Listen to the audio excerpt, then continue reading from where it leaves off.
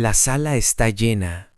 No completamente, pero sí lo suficiente como para que se sienta el peso de las miradas.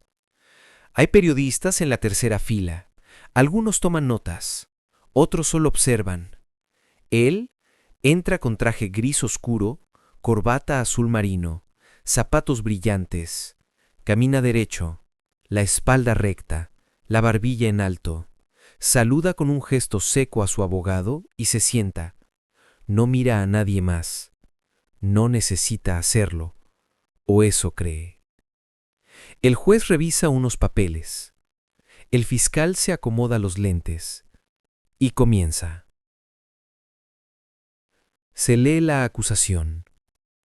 Un cliente fue expulsado de uno de los gimnasios de la cadena. Un hombre joven, 32 años, usuario de silla de ruedas desde hace 6.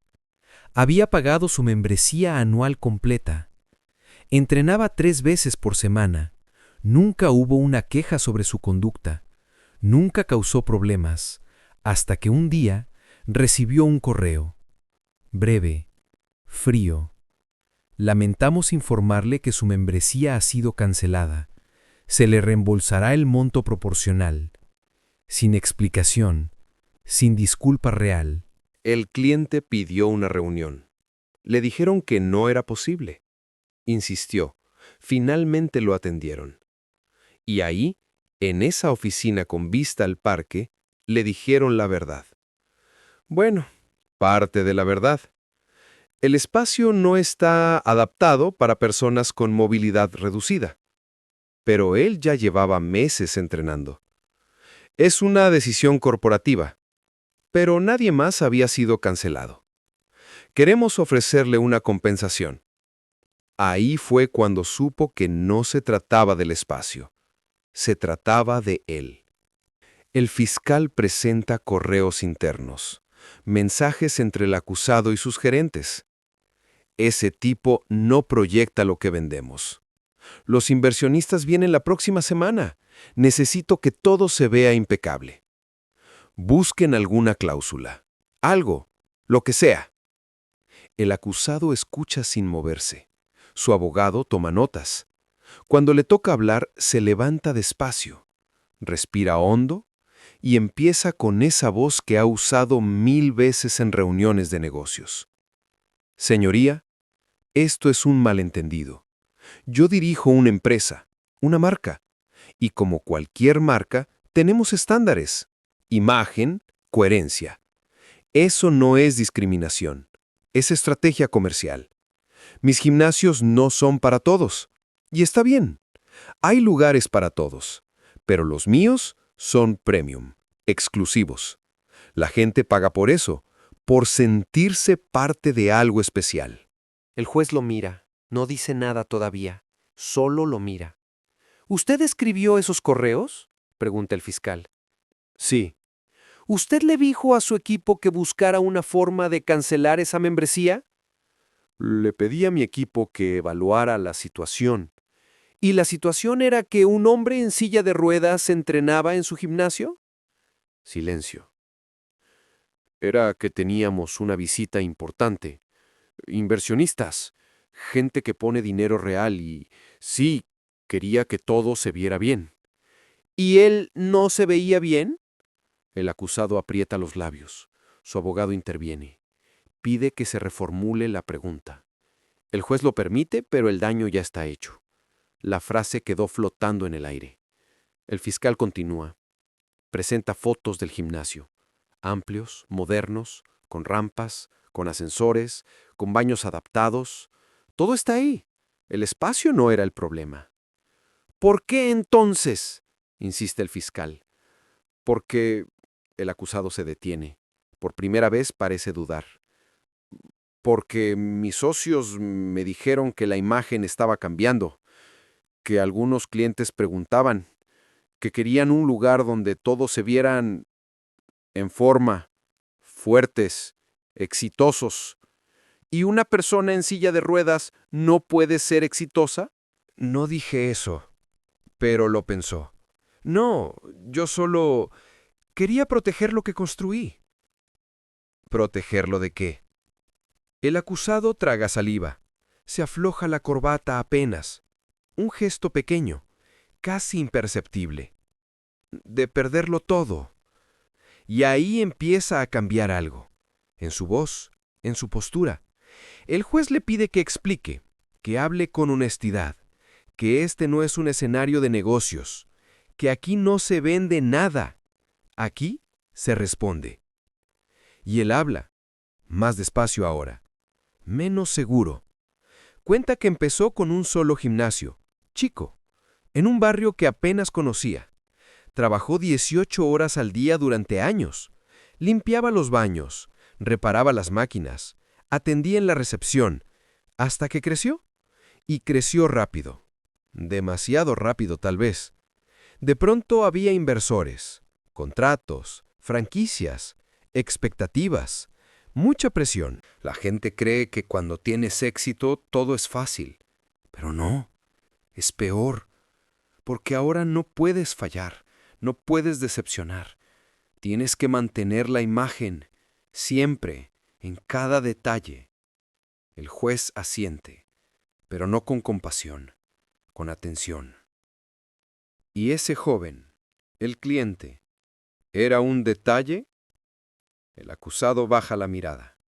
Por primera vez en toda la audiencia. Yo no lo vi así. ¿Cómo lo vio entonces? Como un riesgo. Esa palabra cae como una piedra. Nadie dice nada durante unos segundos. El acusado se pasa la mano por la cara. Se le ve cansado. Ya no es el hombre que entró hace 2 horas. Ya no es el mismo. ¿Un riesgo para qué?, pregunta el juez. Para que los demás no quisieran venir. Para que los inversionistas pensaran que estábamos bajando el nivel. Para que, no sé, para que todo lo que hice se viniera abajo. ¿Y le vino abajo? Todavía no. Pero está aquí. Sí, estoy aquí. El fiscal presenta entonces la última pieza. Un mensaje de texto. Del acusado a uno de sus gerentes. Después de que el cliente empezara a hacer ruido. Después de que hablara con un abogado. El mensaje dice, ofrécele 50,000. 100 si es necesario, pero que se calle. Cuando el fiscal lo lee en voz alta, el acusado cierra los ojos. ¿Usted escribió eso? Sí. ¿Por qué? Porque tenía miedo. Y el joven sonrió. Esa sonrisa que uno usa cuando cree que la persona del otro lado no entiende nada. Dijo que sí, que claro, que entendía, pero que esto era un error. Que sí, había usado la tarjeta, pero que siempre pagaba todo. Que él no era un ladrón, que esa palabra no aplicaba, que su familia tenía recursos, que el dinero ya estaba devuelto, que no entendía por qué se hacía un escándalo tan grande por algo que ya estaba resuelto. Dijo que había sido un desliz, un momento difícil, que todos tenemos malos días, que él no había lastimado a nadie, que su padre ni siquiera había perdido nada. El juez no dijo nada, solo dejó que terminara, y luego empezó a preguntar. Preguntó cuánto tiempo llevaba apostando. El joven dudó, dijo que no mucho, que era algo casual, para divertirse. El juez miró los papeles.